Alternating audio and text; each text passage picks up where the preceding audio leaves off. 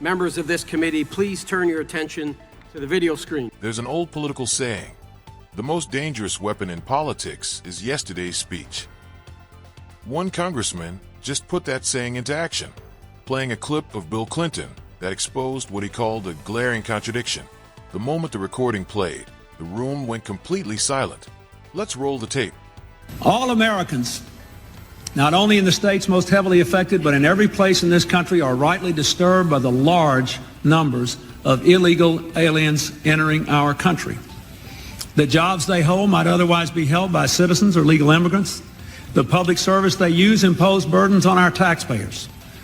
That's why our administration has moved aggressively to secure our borders more, by hiring a record number of new border guards, by deporting twice as many criminal aliens as ever before, by cracking down on illegal hiring, by barring welfare benefits to illegal aliens. In the budget I will present to you, we will try to do more to speed the deportation of illegal aliens who are arrested for crimes, to better identify illegal aliens in the workplace as recommended by the commission headed by former Congresswoman Barbara Jordan. We are a nation of immigrants, but we are also a nation of laws. It is wrong and ultimately self-defeating for a nation of immigrants to permit the kind of abuse of our immigration laws we have seen in recent years, and we must do more to stop it.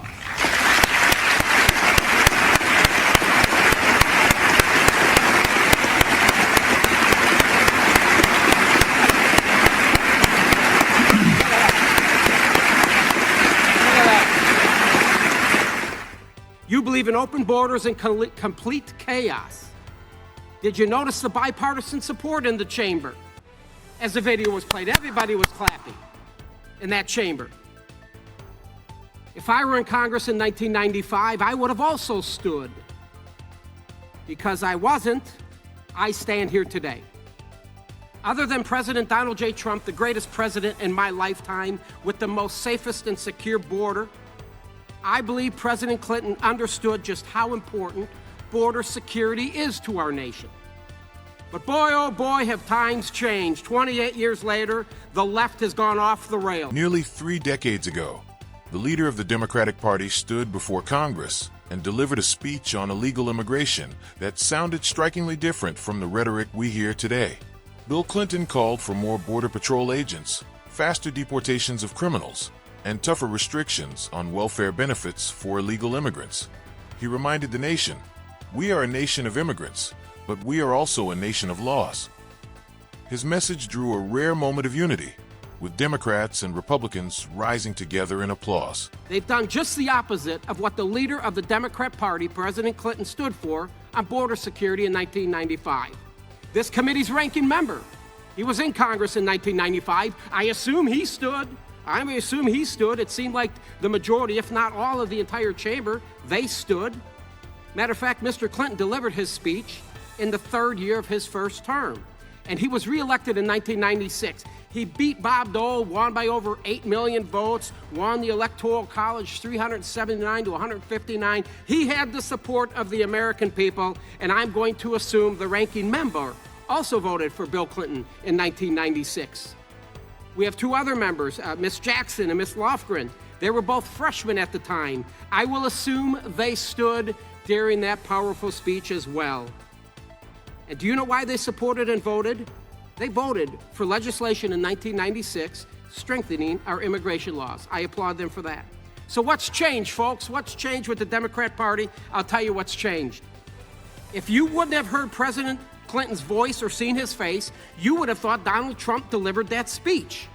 I don't believe that President Clinton was called a racist, a white supremacist who hated immigrants, as the left and the dishonest media has painted Donald J. Trump to be. I have a report from the Heritage Foundation titled Tracking Movement of Illegal Aliens from NGOs to Interior of the USA. Why do you think NGOs have moved illegal immigrants to 431 of the 435 congressional districts? The truth is, hear me, it's because the Democrats' progressive policies are not acceptable to Americans. Heritage obtained a sampling of approximately 30,000 cell phones that were tracked to NGOs along border states. They tracked approximately 22,000 devices at 20 NGO locations in January 2022. The same devices were later traced to 431 separate U.S. congressional districts, and of the 52 with the highest rate of tracked devices, 71 of them were Republican congressional districts. The report revealed that it's not a coincidence, folks. The flood of illegal immigrants means a continued rise in surplus laborers. That surplus drives down the wages of existing middle-class and lower-class job holders until they leave the job forces, and then they're forced to go on welfare with the hopes that they will become loyal supporters of the Democrats. That's what this is all about. In Chicago, without talking about Indiana, because the violence and the mothers that we have to comfort are losing children due to the guns and the carnage and the lawlessness unleashed by those states. I move on. For context, the NRA spent about $250 million in 2020 alone. That's more than twice the entire salary of Congress combined. In 1 year, lobbying against gun safety laws. There's also this discussion about anything but a gun, but that these are about violent people. But yet we aren't doing anything about addressing the actual root causes of misogyny, where 2/3 of mass shootings are connected to domestic violence, or the emergence of white supremacy radicalism. The GOP congressman didn't need to shout, interrupt, or trade insults. He simply pressed play and let Bill Clinton's own words speak for themselves. As the 1995 audio echoed through the chamber, the atmosphere changed. Clinton spoke about illegal immigration, the pressure it could place on taxpayers, the need for stronger border enforcement, and the deportation of immigrants who committed crimes. Then came the line that made the comparison impossible to ignore.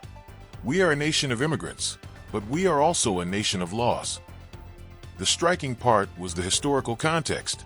In 1995, Clinton's remarks were met with bipartisan applause. Democrats and Republicans alike responded positively to the speech. The congressman's point was clear. Compare that era with today, and the political debate over immigration looks dramatically different. He wasn't simply arguing over one immigration policy. He was challenging his colleagues to explain how the Democratic Party's approach to border security and immigration has evolved over the decades. Then he took the argument a step further, pointing to Heritage Foundation research and raising questions about migrant relocation, congressional districts, wages, government assistance, and the potential political consequences of changing demographics. His critics may dispute that interpretation, but his larger argument was about political incentives and whether those incentives have changed the way both parties talk about immigration. That was the real power of the clip. The facts surrounding immigration policy may be debated, but historical footage cannot simply be rewritten. Politicians can change their positions, adjust their messaging, or explain away their past statements, but the video remains.